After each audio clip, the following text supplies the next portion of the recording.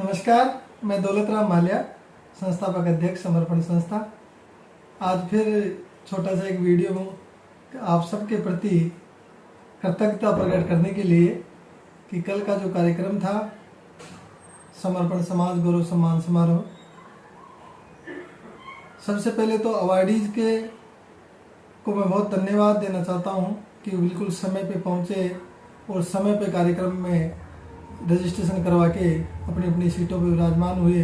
और किसी भी तरीके की किसी ने भी ये नहीं कहा कि साहब जल्दी करवा दो, मेरा बाद में करवा दो, मेरा ये करवाओ, मेरा करवाओ, मुझे भाषण करना है। क्योंकि मैंने पहले से कहा था और मेरी बात को आप सब ने माना।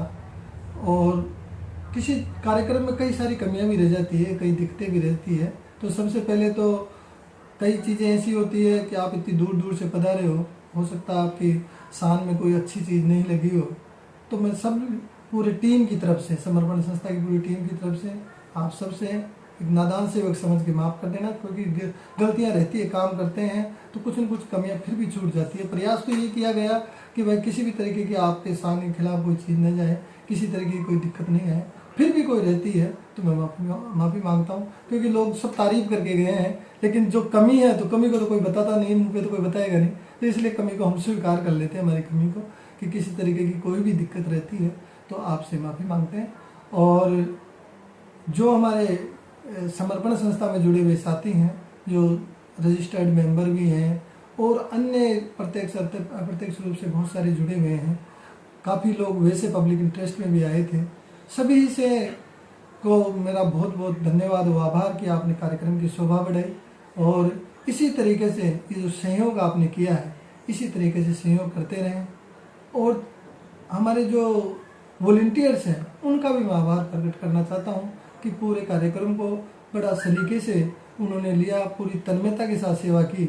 चाहे रजिस्ट्रेशन का ले लें, बैक स्टेज का ले लें, और चाहे सीटिंग व्यवस्था का देख लें, लंच का देख लें, सब में जो वॉलंटियर्स थे हमारे पूरी मेहनत के साथ उन्होंने काम किया है और पूरी तन्मयता के साथ सेवा की है। मैं तो केवल, मेरे पास और तो कुछ नहीं कृतज्ञता प्रकट कर सकता हूँ, लेकिन ईश्वर से मैं प्रार्थना भी करता हूँ कि आप सबके लिए और इन वॉलंटियर्स के लिए, हे प्रभु ऐसी कृपा करना। इनको, ये जो बच्चे हैं, आज के युवा को हम देखते हैं, कुछ लोग उस पर लगे हुए हैं, व्हाट्सएप पे लगे हुए हैं, सोशल मीडिया से बाहर ही नहीं आते, तो सीरीज में है, जो अपने इस जो हमें साधन मिला है तो वहाँ जो ये मोबाइल में इतने व्यस्त रहते हैं। लेकिन इन व्यवस्थाओं के ये जो बच्चे हैं, समाज सेवा कर रहे हैं, उन सब चीज़ों से हट के, तो इनके लिए तो प्रार्थना ही बनती है। और मैं और ये युवा साथियों को कहना चाहता हूँ कि आप जीवन को आनंदमय और मधुर और बेहतरीन बनाना चाहते हैं तो केवल एक बात जो गांधी जी ने कही ना, तो बुरा मत देखो, बुरा मत सुनो, बुरा मत बोलो, मैं उसी को डिफरेंस करके आपको बताता हूँ, बिल्कुल अलग करके उस बात को बताता हूँ कि अच्छा बोलो, अच्छा देखो और अच्छा सुनो। और इसमें एक चीज़ और ऐड कर देता हूँ, वो है अच्छा सोचो। यदि आप अच्छा सोचते हैं तो हमारा जीवन बनता ही उस पर, हम सोचते क्या है। सारा कहते हैं ना कि जो आदमी जैसा सोचता है, जैसी विचार रखता है, वो वैसा ही बन जाता है। तो हम अच्छा सोचें। तो आप सबसे जो युवा साथी हैं, ये बेहतरीन काम कर रहे हैं और मैं ईश्वर से प्रार्थना करता हूँ, हे प्रभु कृपा करना, इनको अच्छी जोग देना और इनके कारोबार में बरकत देना। यदि बिजनेस करते हैं तो कारोबार में बरकत देना, और जो बच्चियाँ हैं इनको अच्छे वर देना।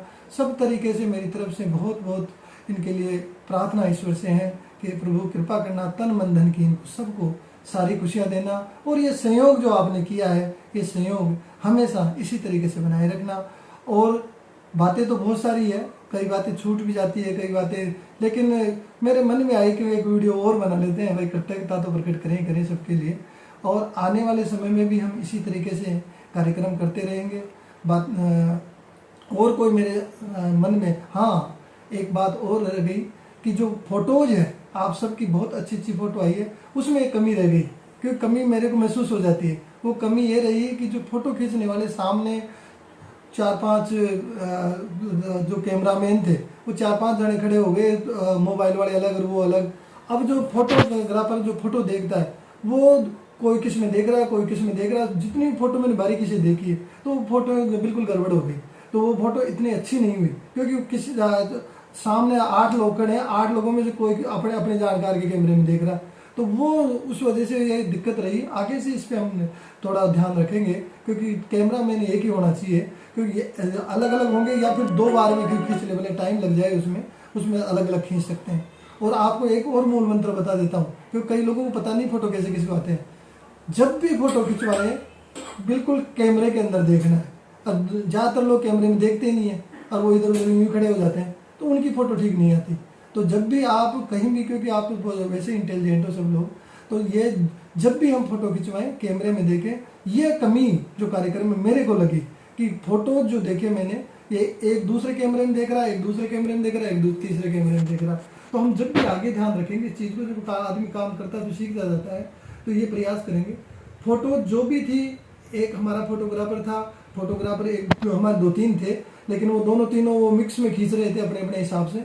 बाकी जो मेन फोटोग्राफर था वो एक ही था, और वो मेन फोटोग्राफर की जितनी भी फोटोज थी वो सारी की सारी हमने उस पर गूगल ड्राइव पे डाल दी है और उसका लिंक ग्रुप पे शेयर कर दिया।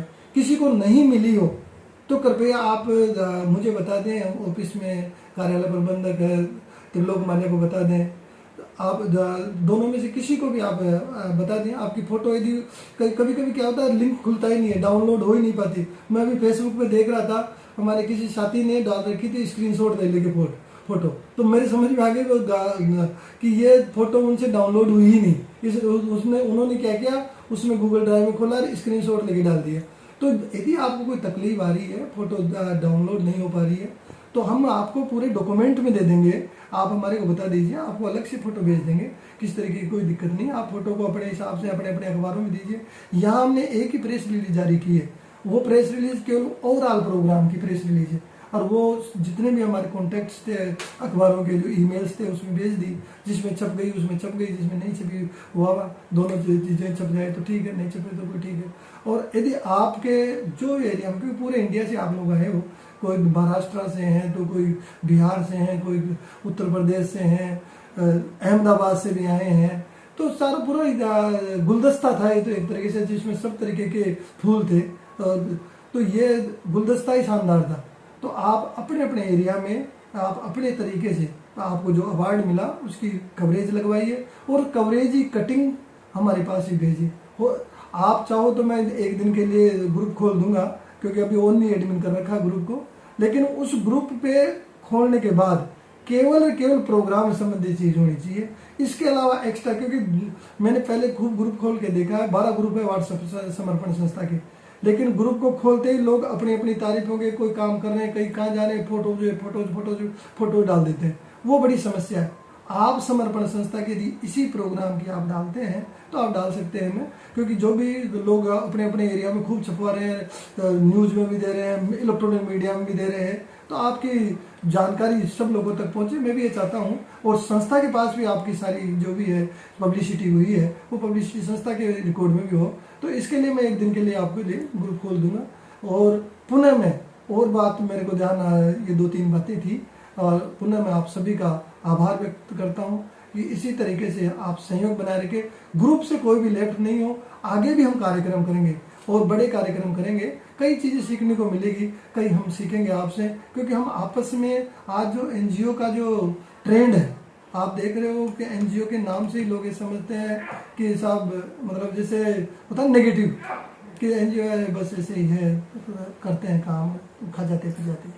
लेकिन उस भावना को हम सबको चेंज करना है, सबको मिलके चेंज करना है। इतने लोग, अच्छे अच्छे लोग सारे आए थे, हम सबको मिलके उस विचार को चेंज करना है। कितने बेहतरीन काम, अच्छाई समाज के अंदर फैला रहे हैं, इस अच्छाई को और ज़्यादा फैलानी है, क्योंकि बहुत अंधेरा बाकी है और बहुत से दीप जलाने हैं।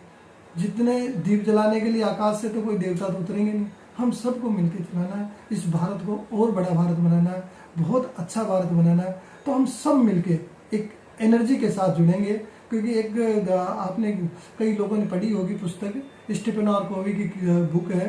उन्होंने 3000 जो महान व्यक्ति थे उनकी स्टडी करी, उस 3000 महान व्यक्तियों में से उनके पूरे एक एक आदमी का इंटरव्यू लिया, और उनमें से 7 ऐसी उनकी आदतें जो उनको महान बनाती है, उन आदतों को 7 आदतें उन्होंने निकाली, उन 7 आदतों पे एक किताब लिखी है, 7 habits for of highly effective. वो बुक है, जो उस बुक के अंदर एक आदत जो बताई है उन्होंने, वो बताई है सिनर्जी। सिनर्जी का मतलब क्या होता है कि कुछ आपस में अच्छे विचार के लोग, एक विचार के लोग एक साथ इकट्ठे होते हैं और कुछ समाज के भले के लिए और देश के भले के लिए एक मन से एक भाव के साथ वो काम करते हैं।